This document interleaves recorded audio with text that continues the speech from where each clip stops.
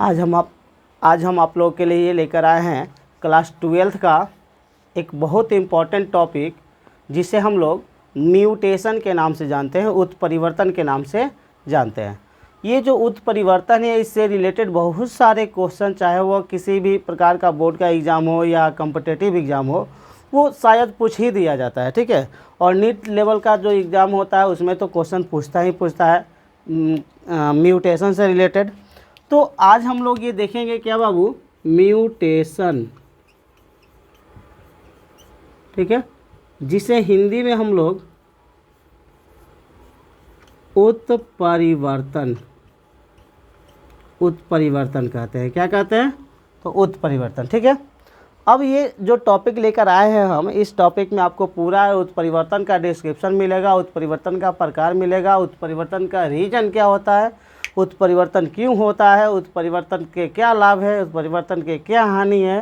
ठीक है, ये सभी बातें हम लोग जानेंगे। ठीक है, तो चलिए देखते हैं फिर उत्परिवर्तन। ठीक है बाबू, उत्परिवर्तन के बारे में बताया जाता है कि म्यूटेशन जो है, अर्थात जीवों में उत्पन्न होने वाला जो अचानक और अस्थायी परिवर्तन होता है। ठीक है, जीवों में उत्पन्न होने वाला अचानक और अस्थायी परिवर्तन। अचानक और अस्थायी मतलब किसी जीव में अगर परिवर्तन हुआ और वह परिवर्तन हमेशा के लिए हो गया। ठीक है, अगर किसी जीव में परिवर्तन हुआ और वह परिवर्तन हमेशा के लिए हो गया तो उसे हम लोग क्या कहेंगे? उत्परिवर्तन, म्यूटेशन। ठीक है, और म्यूटेशन की क्रिया के बाद जो भी रचना बनेगा उसको म्यूटेंट कहेंगे, उत्परिवर्तित कहेंगे। क्या कहेंगे? उत्परिवर्तित। ठीक है, तो बताया जाता है बाबू कि उत्परिवर्तन का जो खोज है, डिस्कवर जो है, ठीक है, इस उत्परिवर्तन के बारे में सबसे पहले एक वैज्ञानिक थे बाबू, जिनका नाम था ह्यूगो डी व्रीज। ठीक है, ह्यूगो डी व्रीज नामक वैज्ञानिक ने कब बाबू? तो 1901 ईस्वी में। ठीक है, इन्होंने 1901 ईस्वी में एक पौधा होता है जिसको हम लोग इनोथिरा लमरकियाना, ठीक है, इसको हम लोग इनोथिरा लमरकियाना, ठीक है, इनोथिरा लमरकियाना के नाम से जानते हैं। तो इस पौधे पर प्रयोग करने के दौरान, इनोथिरा लमरकियाना के पौधे पर प्रयोग करने के दौरान ह्यूगो डी व्रीज ने 1901 ईस्वी में उत्परिवर्तन का खोज किया। ठीक है, अब उत्परिवर्तन की बात जब आगे बढ़ती है तो पता चलता है हम लोग को कि उत्परिवर्तन जो है वह दो प्रकार का होता है। ठीक है, उत्परिवर्तन दो प्रकार का होता है। एक उत्परिवर्तन ऐसा होता है जो बाह्य रूप से दिखाई देता है, और एक उत्परिवर्तन ऐसा होता है जो हमें बाह्य रूप से दिखाई नहीं देता है। ठीक है, अब ये जो उत्परिवर्तन की क्रिया होती है बाबू, इसे हम लोग दो भागों में बांट देते हैं। ठीक है, इसे दो भागों में बांट दे रहे हैं। यहाँ पे उत्परिवर्तन की क्रिया को दो भागों में बांट दिया गया। पहला हो गया क्या बाबू? तो माइक्रो म्यूटेशन। ठीक है, माइक्रो म्यूटेशन, हिंदी में इसको कहा जाता है क्या बाबू? तो बृहद उत्परिवर्तन, बृहद उत्परिवर्तन, माइक्रो म्यूटेशन। और दूसरा जो होता है बाबू वो होता है माइक्रो म्यूटेशन, माइक्रो म्यूटेशन। ठीक है, माइक्रो म्यूटेशन जिसे हिंदी में सूक्ष्म उत्परिवर्तन कहते हैं। ठीक है, हिंदी में इसको सूक्ष्म उत्परिवर्तन। तो दो प्रकार का हो गया उत्परिवर्तन, एक हो गया बृहद उत्परिवर्तन और दूसरा क्या हो गया बाबू? सूक्ष्म उत्परिवर्तन। ठीक है, अब कह रहा है यहाँ पे कि बृहद उत्परिवर्तन आखिर होता क्या है, ये देखेंगे हम लोग। तो बृहद उत्परिवर्तन के बारे में देखिए क्या क्या कहा जा रहा है। कह रहा है कि इस बृहद उत्परिवर्तन को हम लोग क्रोमोसोमल म्यूटेशन, ठीक है, क्रोमोसोमल म्यूटेशन, अर्थात इसको गुणसूत्रीय उत्परिवर्तन गुणसूत्रीय उत्परिवर्तन कहते हैं। ठीक है, इस यह उत्परिवर्तन को गुणसूत्रीय उत्परिवर्तन अर्थात क्रोमोसोमल म्यूटेशन कहते हैं। और गुणसूत्रीय उत्परिवर्तन कहते किसको है या बृहद उत्परिवर्तन कहते किसको है, तो गुणसूत्रों की संख्या या संरचना में परिवर्तन के कारण। ठीक है, गुणसूत्रों की संख्या या संरचना में परिवर्तन के कारण जो कहेंगे कि अंतर या जो उत्परिवर्तन विकसित होता है, जो उत्परिवर्तन उत्पन्न होता है, उस उत्परिवर्तन को हम लोग क्या कहते हैं बाबू, तो बृहद उत्परिवर्तन कहते हैं या गुणसूत्रीय उत्परिवर्तन कहते हैं। ठीक है, तो गुणसूत्रों के संख्या या संरचना में परिवर्तन के फलस्वरूप जो उत्परिवर्तन उत्पन्न होता है उसे गुणसूत्रीय उत्परिवर्तन कहते हैं। अब इसको देखते हैं हम लोग सूक्ष्म उत्परिवर्तन। तो इस सूक्ष्म उत्परिवर्तन को हम लोग पॉइंट म्यूटेशन, ठीक है, पॉइंट म्यूटेशन, पॉइंट म्यूटेशन जिसको हिंदी में बिंदु उत्परिवर्तन,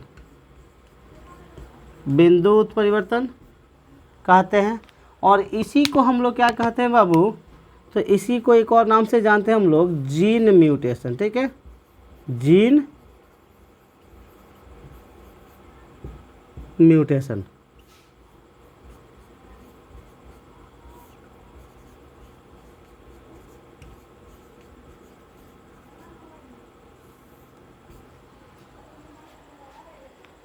जीन उत्परिवर्तन कहते हैं। अब जो है फिर इसको जब आगे बढ़ाते हैं हम लोग, अर्थात जब गुणसूत्रीय उत्परिवर्तन की बात की जाती है तो हमने क्या बताया कि गुणसूत्र की संख्या और संरचना में परिवर्तन के कारण जो विभिन्नता उत्पन्न, जो म्यूटेशन उत्पन्न होता है, जो उत्परिवर्तन उत्पन्न होता है, उसको हम लोग गुणसूत्रीय उत्परिवर्तन या बृहद उत्परिवर्तन कहते हैं। बृहद उत्परिवर्तन का मतलब कि जो बाह्य रूप से क्या होता है, दिखता है, माने कि वैसा उत्परिवर्तन जिसका प्रभाव बाह्य रूप से दिखेगा। ठीक है, उसको हम लोग बृहद उत्परिवर्तन कहेंगे। और सूक्ष्म उत्परिवर्तन का मतलब कि वह उत्परिवर्तन जिसका प्रभाव बाह्य रूप से दिखेगा नहीं, अंदर ही अंदर खतरनाक हो सकता है लेकिन बाह्य रूप से दिखाई नहीं देगा, तो वैसे उत्परिवर्तन को सूक्ष्म उत्परिवर्तन, बिंदु उत्परिवर्तन या जीन उत्परिवर्तन कहते हैं। ठीक है, अब यह बृहद उत्परिवर्तन, इसको थोड़ा सा और हम आगे लेकर चलेंगे। तो आगे लेकर चलने के लिए इसको अब यहाँ पे रखा जाएगा। ठीक है, क्रोमोसोमल म्यूटेशन को ऊपर ले चलते हैं। चलिए आगे देखते हैं।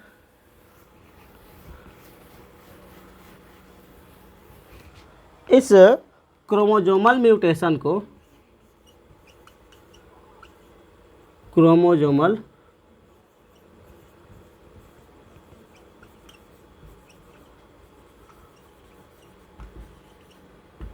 गुणसूत्रीय उत्परिवर्तन या इसी को हम लोग क्या कहते थे, क्या कहे बाबू अभी तो क्रोमोसोमल म्यूटेशन को ही हम लोग क्या कहे, तो माइक्रो म्यूटेशन कहे। ठीक है, micro mutation.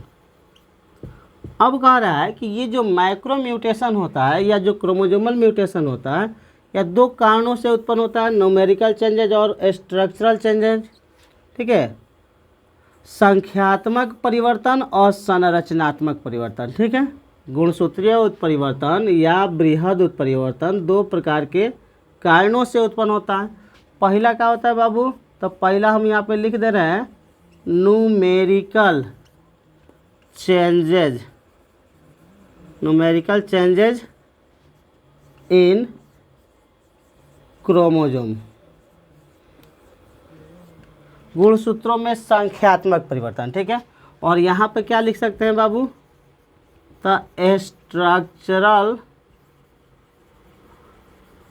Changes in chromosome.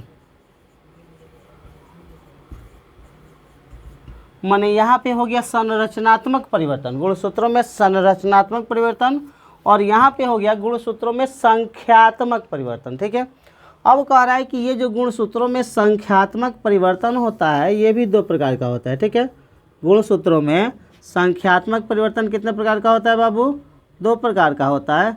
एक होता है यूप्लॉइडी, यूप्लॉइडी जिसको हिंदी में सुगुणिता कहा जाता है। ठीक है, सुगुणिता। सुगुणिता का मतलब कि जब गुणसूत्र के द्विगुणित अवस्था में केवल क्या होती है, वृद्धि होती है। ठीक है, जब गुणसूत्र की द्विगुणित अवस्था में केवल वृद्धि होती है। ठीक है, जैसे मान के चलिए कि यहाँ पे गुणसूत्र द्विगुणित अवस्था में 2n के रूप में होगा, अब इसमें केवल क्या होगी, वृद्धि होगी। ठीक है, तो इसे हम लोग क्या कहेंगे बाबू, इसे कहेंगे यूप्लॉइडी। ठीक है, तो गुणसूत्रों के द्विगुणित अवस्था में जब लगातार गुणसूत्रों की संख्या बढ़ते जाती है तो उसे हम लोग यूप्लॉइडी अर्थात सुगुणिता कहते हैं। ठीक है, और दूसरा जो होता है वो होता है अनयूप्लॉइडी। ठीक है, दूसरा जो होता है बाबू क्या होता है, तो दूसरे के बारे में हमने बात किया, तो दूसरे के बारे में बताया जाता है कि दूसरा अनयूप्लॉइडी होता है। ठीक है, अनयूप्लॉइडी, ANUEUPLOIDY,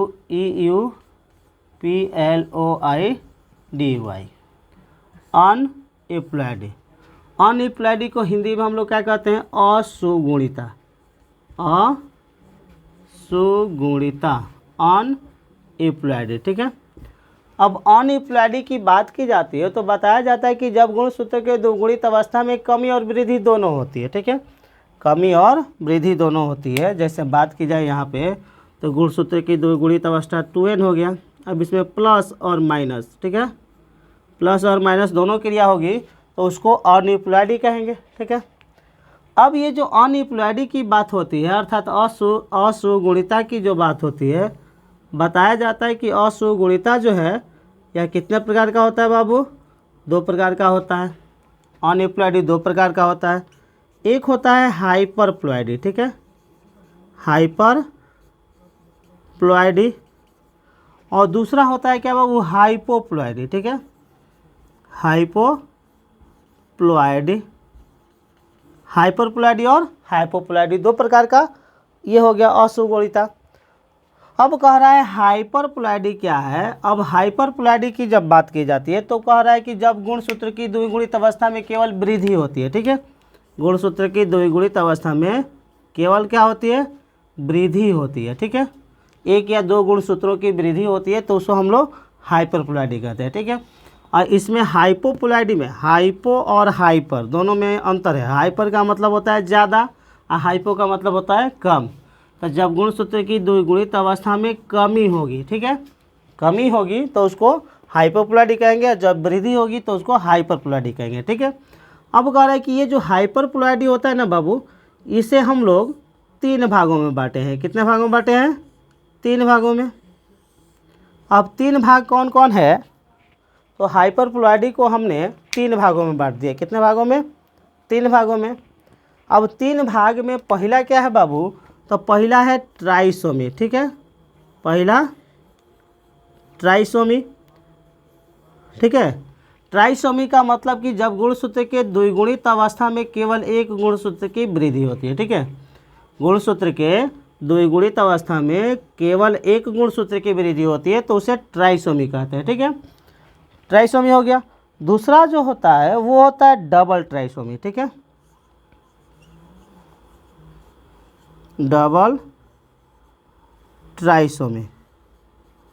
अब डबल ट्राइसोमी का मतलब कि जब गुणसूत्र के द्विगुणित अवस्था में 2 अलग अलग जगह पर गुणसूत्रों की वृद्धि होती है। ठीक है, डबल ट्राइसोमी, जब गुणसूत्र के द्विगुणित अवस्था में 2 अलग अलग गुणसूत्रों की वृद्धि होती है। ठीक है, तो उसे क्या कहते हैं, डबल ट्राइसोमी। इसका एग्जाम्पल भी हम पढ़ाएंगे जब बात आएगी जेनेटिक डिसऑर्डर की, आनुवंशिक विकार की, तो वहाँ पे बताया जाएगा कि कौन सा विकार किस रीजन से अर्थात कौन सा आनुवंशिक रोग किस कारण से उत्पन्न होता है, उसका रीजन क्या होता है। ठीक है, तो ये हो गया डबल ट्राइसोमी का मतलब कि जब गुणसूत्र के द्विगुणित अवस्था में 2 अलग अलग गुणसूत्रों की संख्या में वृद्धि होती है तो उसे डबल ट्राइसोमी कहते हैं। ठीक है, लास्ट जो होता है बाबू वो होता है टेट्रासोमी। ठीक है, टेट्रासोमी।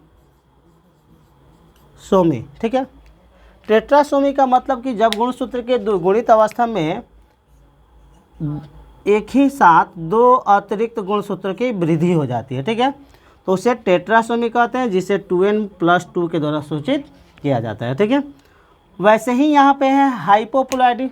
हाइपोप्लॉइडी, तो हाइपोप्लॉइडी का मतलब क्या बाबू कि जब गुणसूत्र के द्विगुणित अवस्था में 1 या 2 गुणसूत्र की कमी होती है तो उसे हम लोग क्या कहते हैं, हाइपोप्लॉइडी कहते हैं। और इस हाइपोप्लॉइडी को दो हिस्सों में बांटा गया है। हाइपोप्लॉइडी को दो हिस्सों में, पहला होता है बाबू मोनोसोमी, ठीक है, पहला क्या होता है मोनोसोमी, ठीक है। और मोनोसोमी के बारे में बताया जाता है कि जब गुणसूत्र के द्विगुणित अवस्था में एक गुणसूत्र की कमी हो जाती है, ठीक है, एक गुणसूत्र की कमी हो जाती है तो उसे मोनोसोमी कहते हैं, जिसे 2n-1 के द्वारा सूचित किया जाता है, ठीक है, इसे 2n-1 द्वारा सूचित किया जाता है। किसको? मोनोसोमी को। दूसरा जो होता है वो होता है बाबू नलीसोमी, ठीक है, नलीसोमी। तो नलीसोमी का मतलब कि जब गुणसूत्र के द्विगुणित अवस्था में दो गुणसूत्र की कमी होगी, ठीक है, दो गुणसूत्र की कमी होगी तो उसे क्या कहेंगे? नलीसोमी कहेंगे, ठीक है। अब यहाँ पे आप लोगों को समझाया गया उत्परिवर्तन, ठीक है, और उत्परिवर्तन में आपको समझाया गया बृहद उत्परिवर्तन, ठीक है, बृहद उत्परिवर्तन अर्थात गुणसूत्रीय उत्परिवर्तन। और इस गुणसूत्रीय उत्परिवर्तन में आपको टोटल चीज़ बता दिया गया कि गुणसूत्रीय उत्परिवर्तन के कितने पार्ट्स होते हैं, कौन कौन से गुणसूत्रीय उत्परिवर्तन होते हैं। तो गुणसूत्रीय उत्परिवर्तन में भी हम लोगों ने क्या देखा है? एक पार्ट देखा, ठीक है, एक पार्ट देखे हम लोग। और वो पार्ट क्या है बाबू? तो न्यूमेरिकल चेंजेज देख रहे हैं ना यहाँ पे, केवल क्या देखें? Numerical changes. तो न्यूमेरिकल चेंजेज को डिस्क्राइब किया गया तो बताया गया कि न्यूमेरिकल चेंजेज जो होता है दो प्रकार का होता है, एक इप्लॉइडी होता है, दूसरा अनइप्लॉइडी होता है। इप्लॉइडी में केवल वृद्धि होते जाती है गुणसूत्र के द्विगुणित अवस्था में, और अनइप्लॉइडी में गुणसूत्र के द्विगुणित अवस्था में वृद्धि भी हो जाती है, कभी कभी कमी भी हो जाती है, ठीक है। तो ये यहाँ पे पूरा इसका वर्णन कर दिया गया, ठीक है, कि अनइप्लॉइडी दो प्रकार का होता है, हाइपरप्लॉइडी अर्थात इसमें वृद्धि होती है, हाइपोप्लॉइडी अर्थात इसमें कमी होती है, ठीक है। तब वृद्धि होती है तो तीन तरीके से होती है, ट्राइसोमी, डबल ट्राइसोमी, टेट्रासोमी के रूप में, और कमी जब होती है तो मोनोसोमी और नलीसोमी के रूप में होती है, ठीक है। तो ऐसे ही इस म्यूटेशन का दूसरा पार्ट जो होगा, ठीक है, उत्परिवर्तन से रिलेटेड जो दूसरा लेक्चर होगा वो आगे हम लोग देखेंगे। किसके बारे में बाबू? द स्ट्रक्चरल चेंजेज, ठीक है। तो ऐसे ही वीडियो को प्राप्त करने के लिए हमारे इस यूट्यूब चैनल को लाइक करें, सब्सक्राइब करें, कमेंट करें और ज़्यादा से ज़्यादा शेयर भी करें। धन्यवाद।